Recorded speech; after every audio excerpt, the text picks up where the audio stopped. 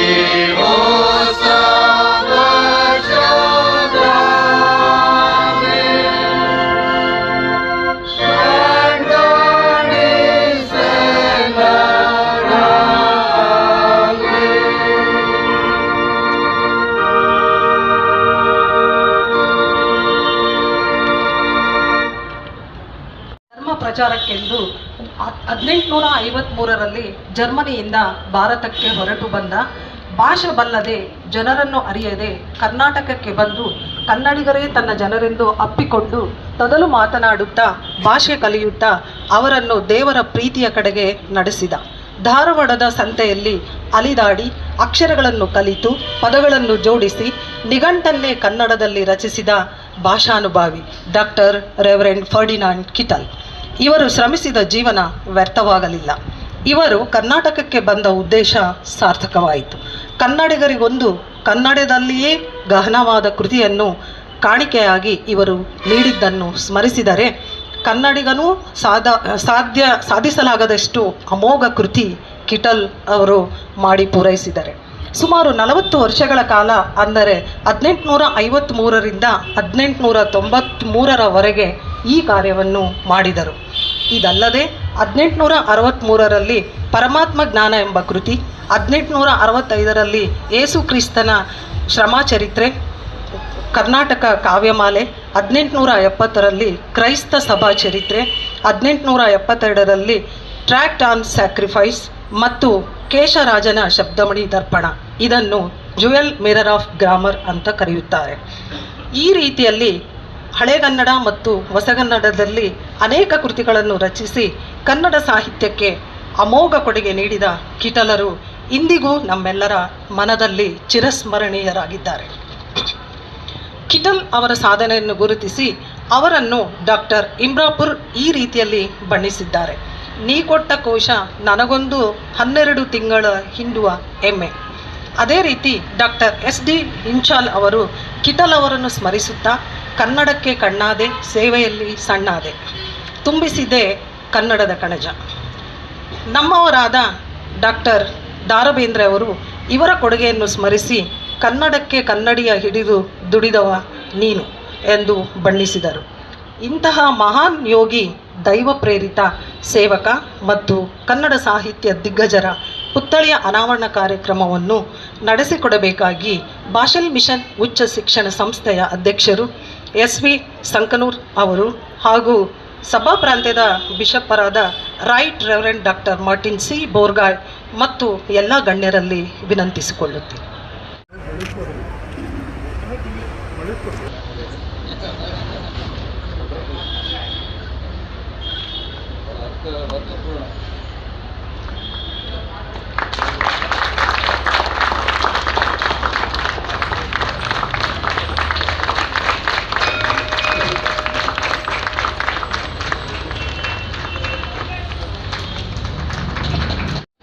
ತಂದೆಯಾದ ದೇವರಿಗೆ ಕೃತಜ್ಞತೆಯನ್ನು ಸಲ್ಲಿಸುತ್ತಾ, ಆತನ ಪವಿತ್ರ ನಾಮದಲ್ಲಿ ತಮ್ಮೆಲ್ಲರಿಗೂ ನಾನು ವಂದಿಸುವವನಾಗಿದ್ದೇನೆ.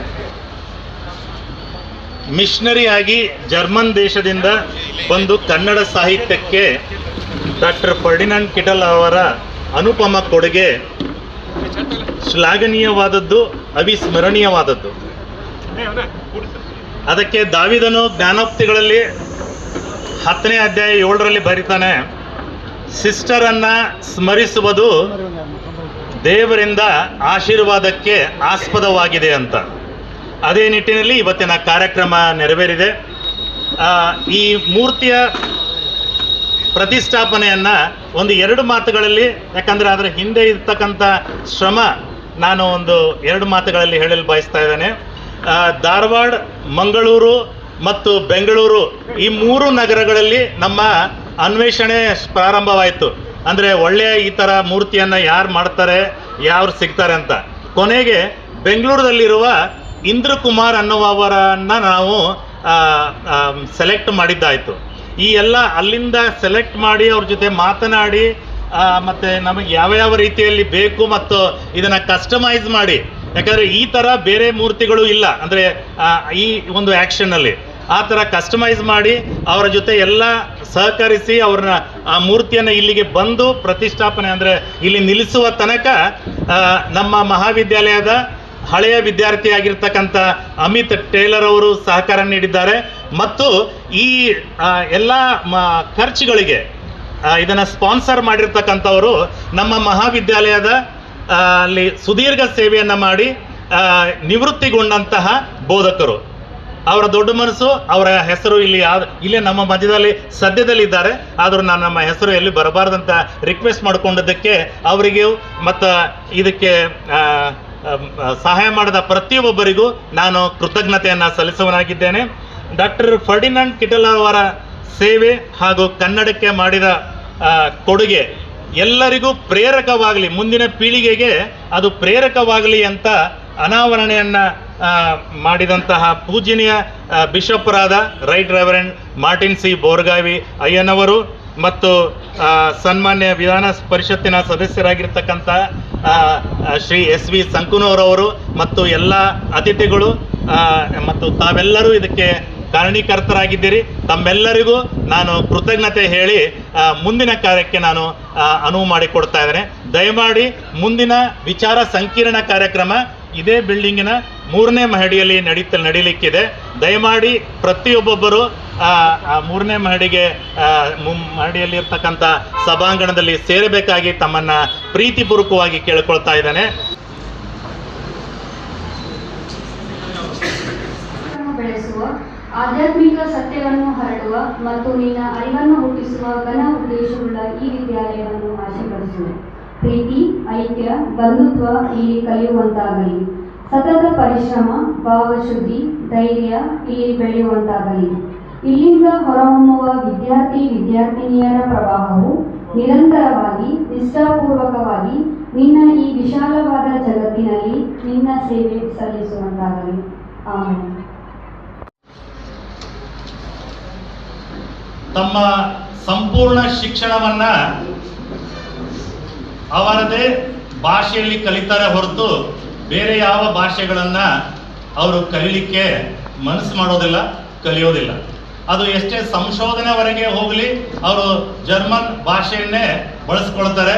Even head of the state ಸಹಿತ ಯುನೈಟೆಡ್ ನೇಷನ್ಸ್ಗಳಲ್ಲಿ ಅಥವಾ ಬೇರೆ ದೇಶಗಳಲ್ಲಿ ಹೋಗಿ ಮಾತಾಡಬೇಕಾದ್ರೆ ಅವರು ತಮ್ಮ ಭಾಷೆಯಲ್ಲೇ ಮಾಡ್ತಾರೆ, ಅದನ್ನು ಟ್ರಾನ್ಸ್ಲೇಷನ್ ಮಾಡ್ತಾರೆ. ಅಂತಹ ದೇಶದಿಂದ ಬಂದಂತ ಡಾಕ್ಟರ್ ಫರ್ಡಿನಾಂಡ್ ಕಿಟಲರ್ ಭಾರತ ದೇಶಕ್ಕೆ ಬಂದು ಅದು ಕರ್ನಾಟಕದಲ್ಲಿಯೇ ನಮ್ಮ ಭಾಷೆ ಇರುವುದು ಕನ್ನಡ. ಈ ಕನ್ನಡದಲ್ಲಿ ತಮ್ಮ ಸಂಪೂರ್ಣ ಆಸಕ್ತಿಯನ್ನು ಹೊಂದಿ ಈ ಕನ್ನಡ ಸಾಹಿತ್ಯ ಕ್ಷೇತ್ರಕ್ಕೆ ಅವರು ಕೊಟ್ಟಂತ ಕೊಡುಗೆ ಅಪಾರವಾದದ್ದು, ಅವಿಸ್ಮರಣೀಯವಾದದ್ದು, ಶ್ಲಾಘನೀಯವಾದದ್ದು. ಅಂತಹ ಮಹಾನ್ ವ್ಯಕ್ತಿಯನ್ನ ನಾವು ಇಂದು ಸ್ಮರಿಸುತ್ತಾ, ಆಗಲೇ ಹೇಳಿದಂತೆ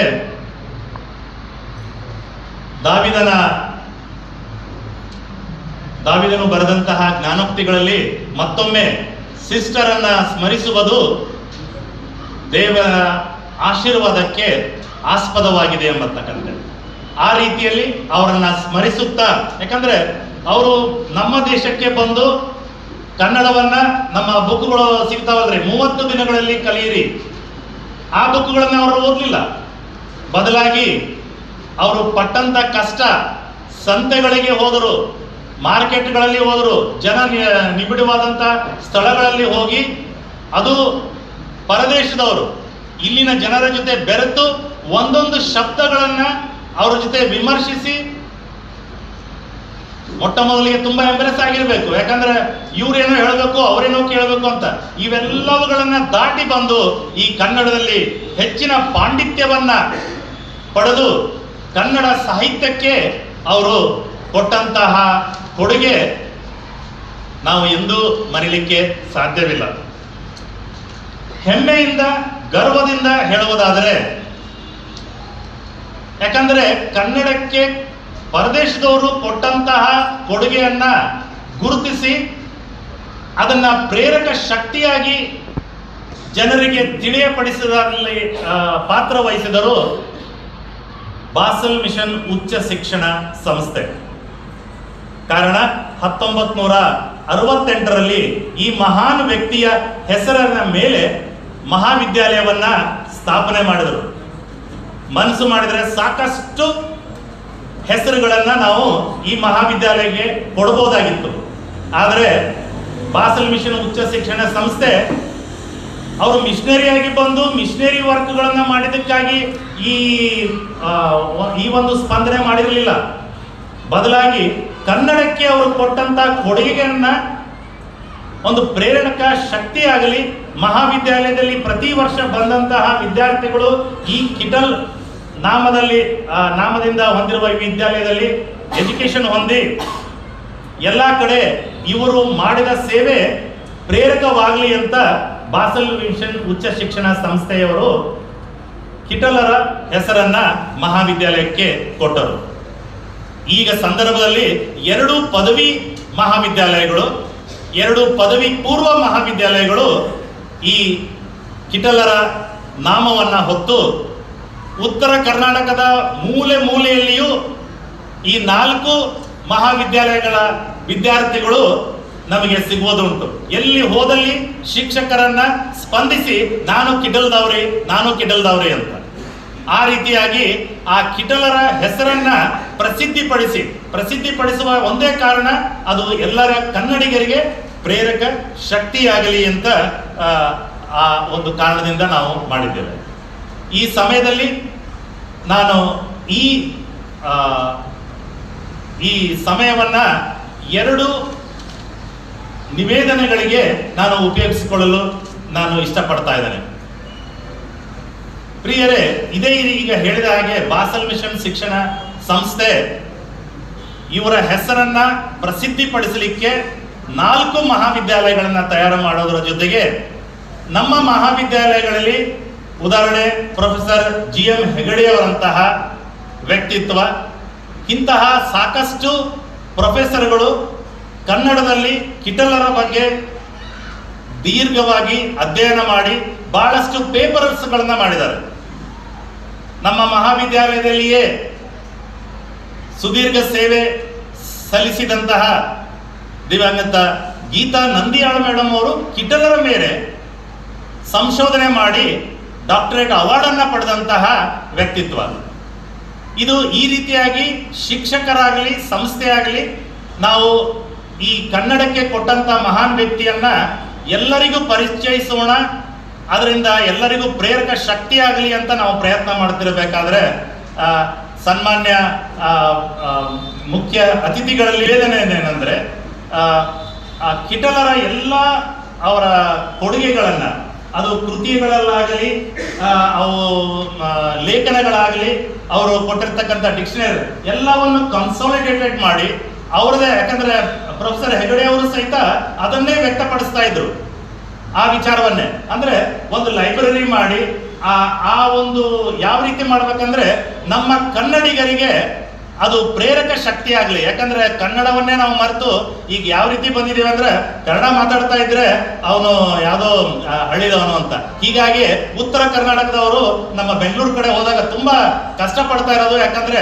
ಕನ್ನಡ ಮಾತಾಡೋದಕ್ಕೆ ನಮಗೆ ಸಿಗ್ತಕ್ಕಂಥ ಒಂದು ಬಹುಮಾನಗಳು ಈ ರೀತಿ ಇರೋದ್ರಿಂದ ಇದು ಪ್ರತಿಯೊಬ್ಬೊಬ್ಬರಿಗೆ ಪ್ರೇರಕ ಶಕ್ತಿ ಆಗುವಂತೆ ತಾವು ನಮಗೆ ಅದ ಮಾರ್ಗದರ್ಶನ ಮಾಡಿ ಕಿಟಲರ ಅಧ್ಯಯನ ಮಾಡಿ ಒಂದು ಕೇಂದ್ರ ಮಾಡಿ ತಾವು, ಯಾಕಂದ್ರೆ ನನಗೆ ಜಾಸ್ತಿ ಅದರ ಬಗ್ಗೆ ಗೊತ್ತಿರೋದಿಲ್ಲ ಅಂದ್ರೆ ಯಾವ ರೀತಿ ಮಾಡ್ಬೇಕಂತ. ಒಟ್ಟಾರೆ ಈ ಒಂದು ಪ್ರತಿಯೊಬ್ಬೊಬ್ಬರಿಗೆ ಪ್ರೇರಕವಾಗಲಿ ಅಂತ ತಾವು ಕೈಗೊಂಡ್ರೆ ನನಗೆ ಅಂದ್ರೆ ಈ ಸಮಯದಲ್ಲಿ ನಾನು ಈ ಮೂಲಕ ತಮ್ಮಲ್ಲಿ ನಾನು ವಿನಂತಿಸಿಕೊಳ್ತಾ ಇದ್ದೇನೆ. ಕರ್ನಾಟಕ ರಾಜ್ಯ ಪದವಿ ಪೂರ್ವ ಮಹಾವಿದ್ಯಾಲಯಗಳ ನೌಕರರ ಸಂಘದ ಗೌರವಾಧ್ಯಕ್ಷ, ಶಾಲಾ ನೌಕರರ ವೇದಿಕೆಯ ಗೌರವಾಧ್ಯಕ್ಷರಾಗಿ ಹೀಗೆ ತಮ್ಮ ಅಮೋಘ ಸೇವೆ ಉಚ್ಚ ಶಿಕ್ಷಣ ಸಂಸ್ಥೆಯ ಇತಿಹಾಸದಲ್ಲಿ ಇದೊಂದು ಅವಿಸ್ಮರಣೀಯವಾದಂಥ ದಿನ ಅಂತ ನಾವು ಭಾವಿಸ್ತಿದ್ದೇವೆ. ಈ ದಿನವನ್ನು ಸುವರ್ಣಾಕ್ಷರದಲ್ಲಿ ಬರೆದಿಡತಕ್ಕಂಥ ದಿನ ಅಂತ ನಾನು ಹೇಳಕ್ಕೆ ಬಯಸ್ತೇನೆ. ಕಾರಣ ಇಷ್ಟೇ, ಇವತ್ತು ಜರ್ಮನಿಯಿಂದ ಭಾರತಕ್ಕೆ ಆಗಮಿಸಿ ಧರ್ಮ ಪ್ರಚಾರಕ್ಕಾಗಿ ಆಗಮಿಸಿ ಅವರು ಕನ್ನಡ ಭಾಷೆಯ ಬೆಳವಣಿಗೆಗಾಗಿ, ಕನ್ನಡ ಸಾಹಿತ್ಯವನ್ನು ಶ್ರೀಮಂತಗೊಳಿಸುವಲ್ಲಿ ಅವರು ಕನ್ನಡವರಿಗೆ ಕೊಟ್ಟಂತ ಅಪಾರ ಕೊಡುಗೆ ಹಿನ್ನೆಲೆಯೊಳಗೆ ಇವತ್ತು ಕಿಟಲ್ ಮಹಾವಿದ್ಯಾಲಯದ ಆವರಣದೊಳಗೆ ಅವರೊಂದು ಮೂರ್ತಿಯ, ಅವರ ಪ್ರತಿಮೆಯ ಅನಾವರಣ ಆಗ್ತಾ ಇರೋದು ಮತ್ತು ಅವ್ರ ಬಗ್ಗೆ ವಿಚಾರ ಸಂಕಿರಣ ಆಗ್ತಾ ಇರೋದು ಬಹಳ ಹೆಮ್ಮೆಯ ಸಂಗತಿ ಅಂತ ಹೇಳಕ್ಕೆ ಇಚ್ಛಪಡ್ತಿದ್ದೇನೆ. ಇಂಥ ಒಂದು ಮಹತ್ವದ ಕಾರ್ಯಕ್ರಮದ ದಿವ್ಯ ಸಾನ್ನಿಧ್ಯವನ್ನು ವಹಿಸಿರ್ತಕ್ಕಂಥ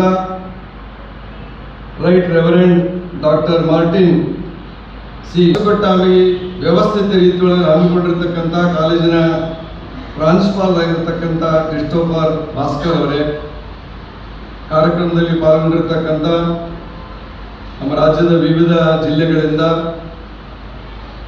ಮಿಷನರಿ ಚರ್ಚ್ಗಳಿಂದ ಆಗಮಿಸಿರ್ತಕ್ಕಂಥ ಎಲ್ಲ ಗೌರವಾನ್ವಿತ ಪ್ರಮುಖರೇ,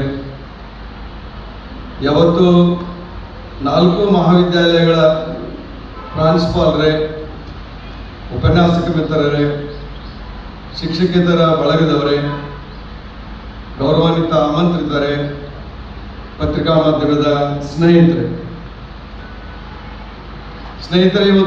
ಇವತ್ತಿನ ಸಮಾರಂಭದೊಳಗೆ ಸ್ವಾಮಿ ವಿವೇಕಾನಂದರ ಅವರು ಹೇಳಿದ ಮಾತು ನನ್ನ ನೆನಪರ್ತಾ ಇದೆ. ಅವ್ರು ಏನು ಹೇಳಿದ್ದಾರೆ ಅಂದರೆ, ಅವರೇ ಹೇಳಿದ ಹಾಗೆ when we have come into this world we have to leave some footprints behind us, otherwise there is no difference between a man and animal ಅಂತ ಹೇಳಿದ್ದಾರೆ. ಅಂದರೆ ತಮಗೆಲ್ಲ ತಿಳಿದ ಹಾಗೆ ಈ ಭೂಮಿ ಮ್ಯಾಗ ಪ್ರತಿಯೊಬ್ಬ ವ್ಯಕ್ತಿ ಬಂದ ಮೇಲೆ ನಮ್ಮದೇ ಆದಂಥ ಸಾಧನೆಯನ್ನು, ಬೇರೆ ಬೇರೆ ಕ್ಷೇತ್ರಗಳ ಸಾಧನೆಯನ್ನು ಮಾಡಿ ಆ ಗುರುತುಗಳನ್ನು ನಾವಿಲ್ಲಿ ಬಿಟ್ಟು ಹೋಗಬೇಕು. ಆ ಸಾಧನೆಯ ಗುರುತುಗಳನ್ನು ಕೊಡುಗೆಯಾಗಿ ಸಮಾಜಕ್ಕೆ ಕೊಟ್ಟು ಹೋಗಬೇಕು. ನಾವೇನು ಸಾಧನೆ ಮಾಡಲಿಲ್ಲ ಅಂದರೆ ಅದು ಏನಾಗ್ತದಂದ್ರೆ there will be no difference between a man and animal. ನಾವೇನು ಸಾಧನೆ ಮಾಡಲಿಲ್ಲ ಅಂದ್ರೆ ಮನುಷ್ಯ ಮತ್ತು ಪ್ರಾಣಿಯ ನಡುವೆ ವ್ಯತ್ಯಾಸ ಆಗುವುದಿಲ್ಲ. ನಾವು ಮನುಷ್ಯರಾಗೋದಿಲ್ಲ, ಏನೋ ಸಾಧನೆ ಮಾಡಲಿಲ್ಲ ಅಂದ್ರೆ ಪ್ರಾಣಿಗಳಾಗ್ತವೆ ಅನ್ನೋ ಮಾತನ್ನ ಸ್ವಾಮಿ ವಿವೇಕಾನಂದ ಅವರು ಹೇಳಿದ್ದಾರೆ. ಅದೇ ರೀತಿ ಬಹಳಷ್ಟು ತತ್ವಜ್ಞಾನಿಗಳು ಒಂದು ಮಾತು ಹೇಳ್ತಾರೆ, ಮನುಷ್ಯನಿಗೆ ಅಧಿಕಾರ ಮತ್ತು ಅಂತಸ್ತು ಬಂದಾಗ ಬಡವರಿಗೆ, ದೀನದಲಿತರಿಗೆ ಅವರ ಕಣ್ಣೀರು ಒರೆಸ್ತಕ್ಕಂಥ ಕೆಲಸ ಮಾಡಬೇಕು, ಅವರಿಗೆ ಸಹಾಯ ಮಾಡತಕ್ಕಂಥ ಕೆಲಸ ಮಾಡಿ ಜೀವನವನ್ನ ಸಾರ್ಥಕಪಡಿಸಿಕೊಳ್ಬೇಕಂತಕೊಂಡು ಅವ್ರು ಹೇಳ್ತಾರೆ ತತ್ವಜ್ಞಾನಿಗಳು. ಸೊ ಈ ವಿಚಾರಗಳ ಹಿನ್ನೆಲೆಯೊಳಗೆ ನಾನು ಹೇಳಬೇಕಾದದ್ದು ಏನಪ್ಪ ಅಂದ್ರೆ, ಇವತ್ತೇನು ರೆವರೆಂಡ್ ಕಿಟಲ್ ಅವರ ಮೂರ್ತಿ ಸ್ಥಾಪನೆಯಲ್ಲಿ ಆಗ್ಯದ, ಅವರು ತಮ್ಮ ಬದುಕಿನೊಳಗೆ ಬಹಳಷ್ಟು ಸಾಧನೆ ಮಾಡಿ ವಿಶೇಷವಾಗಿ ನಮ್ಮ ಕನ್ನಡ ನಾಡಿಗೆ ಅಪಾರವಾದೊಂದು ಕೊಡುಗೆ ಕೊಟ್ಟವರ ಹೆಜ್ಜೆ ಅವರ ಗುರುತುಗಳನ್ನು ಅವರು ಬಿಟ್ಟು ಹೋಗಿದ್ದಾರೆ. ಅದೇ ರೀತಿ ಅವರು ಸಾರ್ಥಕ ಬದುಕನ್ನ ಅವರು ಸಾಗಿಸಿದರು. ಸೊ ಎಲ್ಲ ವಿಚಾರಗಳ ಏನಿನೊಳಗೆ ಇವತ್ತು ಕಿಟಲ್ ಕಾಲೇಜ್ ಆವರಣದೊಳಗೆ ನನಗೆ ಬಹಳ ಸಂತೋಷ ಅಂದ್ರೆ, ಕಿಟಲ್ ಕಾಲೇಜ್ ಅಂತ ಹೇಳ್ತಿದ್ವಿ, ಅಲ್ಲಿ ಮೂರ್ತಿ ಆಗ್ಬೇಕಾಗಿತ್ತು. ಬಹಳ ದಿನದ ಇಲ್ಲಿ ಜನರ ಕನಸಾಗಿತ್ತು. ಆ ಕನಸು ಇವತ್ತ ನನಸಾಗಿದೆ. ಹಾಗಾಗಿ ಈ ಮೂರ್ತಿಯ ಸ್ಥಾಪನೆಗಾಗಿ ಯಾರ್ಯಾರು ಸಹಾಯ ಸಹಕಾರ ಮಾಡಿದ್ದಾರೆ ಅವರೆಲ್ಲರಿಗೂ ಕೂಡ ಕಾರ್ಯಕ್ರಮದ ಸಂಘಟಕರಿಗೆ ಮೊದಲು ನಾನು ತುಂಬ ಹೃದಯದ ಅಭಿನಂದನೆಗಳನ್ನು ಸಲ್ಲಿಸಲಿಕ್ಕೆ ಬಯಸ್ತಾ ಇದ್ದೇನೆ. ಒಂದು ಆಶ್ಚರ್ಯಕರ ಸಂಗತಿ ಏನಂದ್ರೆ, ವಾಸ್ತವಿಕವಾಗಿ ಕ್ರಿಸ್ಟೋಫರ್ ಮಾತಾಡ್ತಕ್ಕಂಥ ಸಂದರ್ಭದಲ್ಲಿ ಹೇಳಿದ್ರು ಪ್ರಾಂಶುಪಾಲ್, ಕಿಟಲ್ ಅವರು ಜರ್ಮನಿಯವರು, ಜರ್ಮನ್ ದೇಶದಿಂದ ಮಂಗಳೂರಿಗೆ ನಂತರ ಧಾರವಾಡಕ್ಕೆ ಬಂದವರು. ಅವರ ಕರ್ಮಭೂಮಿ ಮಂಗಳೂರು ಮತ್ತು ಧಾರವಾಡ. ವಿಶೇಷವಾಗಿ ಜರ್ಮನರು ಅವ್ರ ಭಾಷೆಯ ಬಗ್ಗೆ ಬಹಳ ಅಭಿಮಾನ ಅಂತ ಹೇಳಿದ್ರು. ಸತ್ಯ ಕೂಡ. ನನ್ನ ಸಹೋದರ ಮಗ ಜರ್ಮನಿ ಒಳಗೆ ಇದ್ದಾನೆ. ಬಹಳಷ್ಟು ವಾಸಾಭಿಮಾನ ಅವರು, ಎಂದೂ ತಮ್ಮ ಭಾಷೆಯನ್ನು ಬಿಟ್ಟುಕೊಡಂಗಿಲ್ಲ. ಅವ್ರು ಹೇಳಿದಾರಲ್ಲ, ಪ್ರೈಮರಿ ಸ್ಕೂಲಿಂದ ಹಿಡಿದು ವಿಶ್ವವಿದ್ಯಾಲಯದ ಮಟ್ಟಿಗೆ ಅಷ್ಟಾಲ ಸಂಶೋಧನೆ ಕೂಡ ಅವ್ರು ಜರ್ಮನಿಯೊಳಗೆ ಮಾಡ. ಅಷ್ಟೊಂದು ಭಾಷಾಭಿಮಾನ ಎಲ್ಲದೂ ಇರಬೇಕು. ನಮಗೂ ಕೂಡ ಕನ್ನಡಿಗರು ಕನ್ನಡದ ಮೇಲೆ ಅಭಿಮಾನ ಇರಬೇಕು. ಜರ್ಮನಿಯಿಂದ ಬಂದಂತ ಒಬ್ಬ ವ್ಯಕ್ತಿ ಕರ್ನಾಟಕಕ್ಕೆ, ಕನ್ನಡ ನಾಡಿಗೆ ಬಂದು ಭಾಷೆ ಕಲಿತು ಅದನ್ನು ಅಧ್ಯಯನ ಮಾಡಿ ಕಷ್ಟಪಟ್ಟು, ನನಗೆ ತಿಳಿದ ಹಾಗೆ ಸುಮಾರು ಅವರು 23ಕ್ಕೂ ಹೆಚ್ಚು ಕನ್ನಡದ ಗ್ರಂಥಗಳನ್ನು ರಚನೆ ಮಾಡಿದ್ದಾರೆ. 24ಕ್ಕೂ ಹೆಚ್ಚು ಸಂಶೋಧನಾ ಲೇಖನವನ್ನು ಬರೆದಿದ್ದಾರೆ. ಇದು ಬಹಳ ದೊಡ್ಡ ಸಾಧನೆ. ಅವ್ರನ್ನ ಎಷ್ಟು ಅಭಿನಂದಿಸಬೇಕು ನಾವು ಕನ್ನಡಿಗರಾದವರು.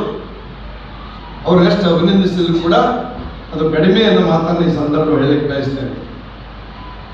ಇಂಥ ಒಂದು ಸಂದರ್ಭದೊಳಗೆ ಇವತ್ತು ಕಿಟ್ಲ್ ಅವರ ಬಗ್ಗೆ, ಅವರ ಬದುಕು, ಅವರ ಸಾಧನೆ ಬಗ್ಗೆ ಬಹಳಷ್ಟು ಅಧ್ಯಯನ ಮಾಡಿದ 3 ವ್ಯಕ್ತಿಗಳು ವೇದಿಕೆ ಮೇಲಿದ್ದಾರೆ. ನಾನು ಹೆಚ್ಚು ಅಧ್ಯಯನ ಮಾಡಿದಂಥ ವ್ಯಕ್ತಿ ಅಲ್ಲ. ನನ್ನ ಸಹೋದರ ಆಗಿರ್ತಕ್ಕಂಥ ವಿಲ್ಸನ್ ಮೈಲಿಯವರಿಗೆ ಕಾರ್ಯಕ್ರಮ ಬರ್ಬೇಕಂತ ಹೇಳಿದ್ರು. ಕಾರ್ಯಕ್ರಮ ಏನಂತ ಕೇಳಿದ್ದೆ. ಅವಾಗ ನಾನು ಸ್ವಲ್ಪ ವೆಬ್ಸೈಟ್ಗೆ ಹೋಗಿ ಅವರೆಲ್ಲ ಮಾಹಿತಿಯನ್ನು ಓದಿಕೊಂಡು ಬಂದಂಥ ವ್ಯಕ್ತಿ. ನನಗೆ ಆಶ್ಚರ್ಯ ಅನಿಸೋದು ಏನಂದ್ರೆ, ಅವರೊಬ್ಬ ಜರ್ಮನಿ ವ್ಯಕ್ತಿಯಾಗಿ ಇಲ್ಲಿ ಬಂದು ಕನ್ನಡದ ಬಗ್ಗೆ ಎಷ್ಟೊಂದು ಅಧ್ಯಯನ ಮಾಡಿದ್ದಾರೆ. ಅವರು ಕನ್ನಡದ ಎಷ್ಟೊಂದು ಗ್ರಂಥಗಳನ್ನ, ದೊಡ್ಡ ದೊಡ್ಡ ಗ್ರಂಥಗಳನ್ನು ಅಧ್ಯಯನ ಮಾಡಿದ್ದಾರೆ. ನನಗಿರ್ತಕ್ಕಂಥ ಮಾಹಿತಿ ಪ್ರಕಾರ ಬಸವ ಪುರಾಣ ಓದಿದ್ದಾರೆ, ಪ್ರಭುಲಿಂಗ ಲೀಲೆ ಓದಿದ್ದಾರೆ, ಕುಮಾರವ್ಯಾಸ ಭಾರತ ಓದಿದ್ದಾರೆ, ಭಾಗವತ್ ಓದಿದ್ದಾರೆ, ಗಿರಿಜಾ ಕಲ್ಯಾಣ ಓದಿದ್ದಾರೆ. ಇದ್ರ ಜೊತೆಗೆ ವೀರಶೈವ ಧರ್ಮದ ಬಗ್ಗೆ ಓದಿ ಅದರ ಬಗ್ಗೆ ಹಲವಾರು ಲೇಖನಗಳನ್ನು ಬರೆದಾರೆ, ಗ್ರಂಥಗಳನ್ನು ರಚನೆ ಮಾಡಿದ್ದಾರೆ.